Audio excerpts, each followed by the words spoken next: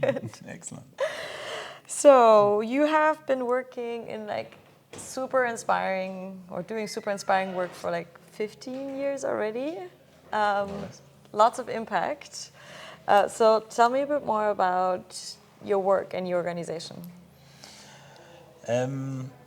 So work-wise, I basically focus on bringing far-flung risk areas or issues or transgressions or violations of good practice into boardrooms by connecting, Western or generally sort of like consumer-facing brands with issues that arise at the very start of the supply chains of their products.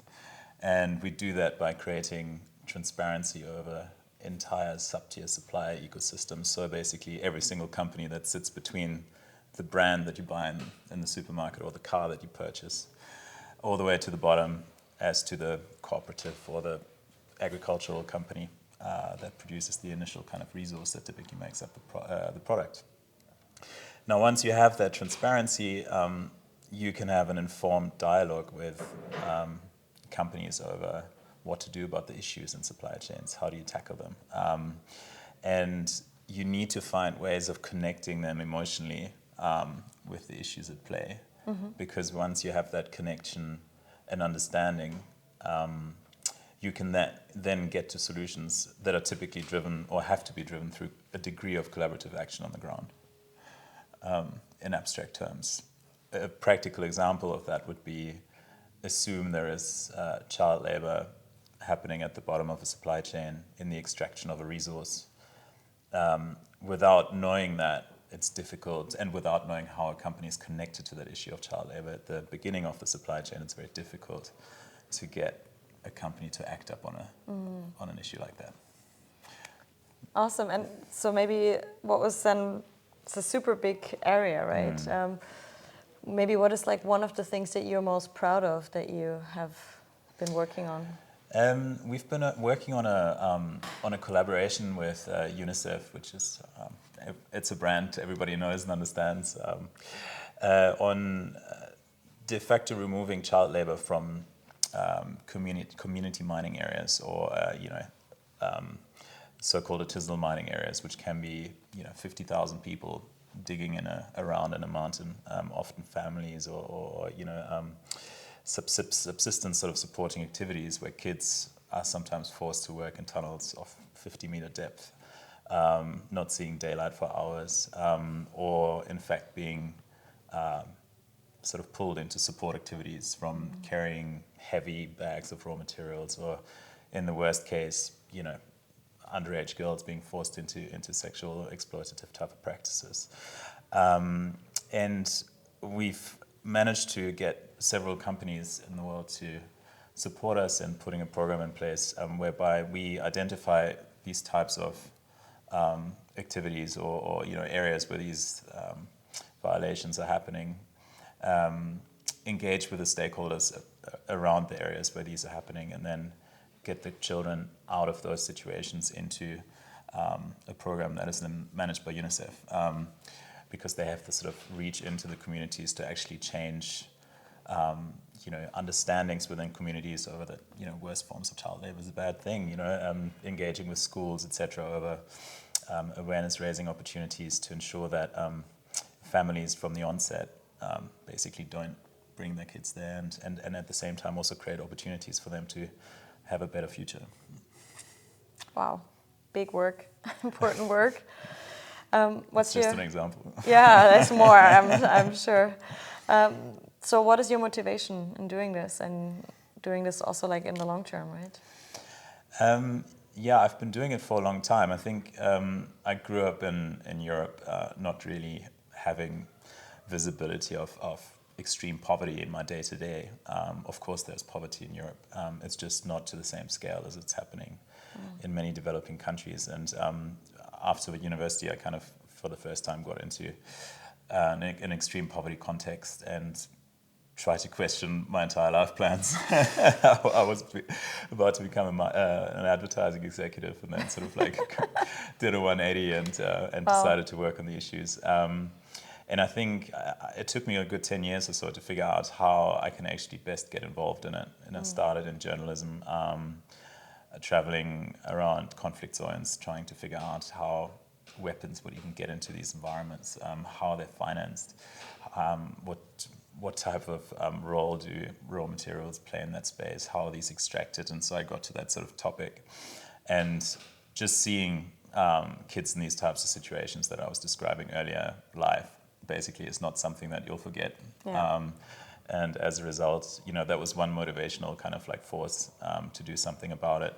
I think the other one was also an inherent understanding of the challenges of someone sitting in a Western boardroom, never having been to a place like that, and the understanding that imagination or needs to be created within kind of people's minds and feelings to get them to really want to do something about it. And in the end, I saw an opportunity to change corporate minds and corporate behavior, which as an individual or a small group of people, we're over 100 people now, but is the best way to have impact is to change much larger organizations' ways of doing business or behaving.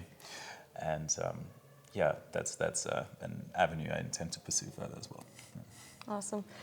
And I'm curious about the connection to the experience design space, because you were just also talking about helping people to imagine and make the realities more real so they can act on it. Is that the connection you see to the experience design, or is it, or what else is coming up there? Yeah, there's a multifaceted connection actually. So one is, of course, in terms of that, creating that emotional connection to the issue itself. So an executive that's never been to a scenario like this, if you offer them the chance to have a VR experience of what it means to be in a 50 meters, 50 degrees hot tunnel, multisensorial with the noise and the claustrophobia and the stench, that's in there, they'll understand. Yeah. Much better than if you show them a PowerPoint slide with a photo. Likewise, at the very bottom of, so to speak, or the start really of the value chain, where ultimately changes need to be made, oftentimes you find yourself in a multi-stakeholder environment where true collaboration needs to happen, that needs to be based on a degree of trust, and also on a significant degree of respect for one another and the roles that the different people have to play. And I think there again, experience design can add significant value because the old ways of doing it, sitting in a room around a table and just sort of like discussing and coming up with a plan of action, doesn't necessarily always yield the sort of desired results. And then the other one is, of course, creating far more effective ways of getting inter-organizational collaboration going by transforming the way conferences are done, the way policymakers interact with each other. Everybody's probably been to an extremely dry conference before in their lives. The learning opportunity is a bit wasted if it's just a frontline sort of like auditorium style engagement. And so multifaceted experience design opportunities there. And then the other element that I think is really important is also the people actually working in this field, in the impact field. Oftentimes you find a degree of frustration. You definitely find a lot of burnout.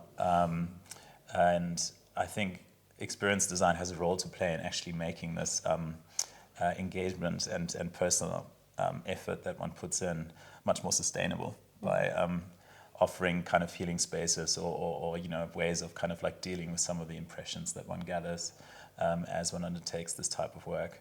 So in other words, I kind of see an opportunity almost at every kind of like part of the way. Yeah. That's amazing. And it's also nice how you're then connecting, right, the organizational, internal, and then the kind of system, right, engaging with each other and how you can plug it into that. Great. And if you think about the future, what would you like to see? Multiple rapidly expanding ecosystems with a significant biodiversity footprint that are being taken care of by people that have found collaborative ways of sustainably being able to sustain themselves and those ecosystems. For me, that would be a huge win. if we can build a sustainable business case into ecosystem preservation rather than the opposite. So that's what I like to see. Beautiful. Thank you so much. Thanks.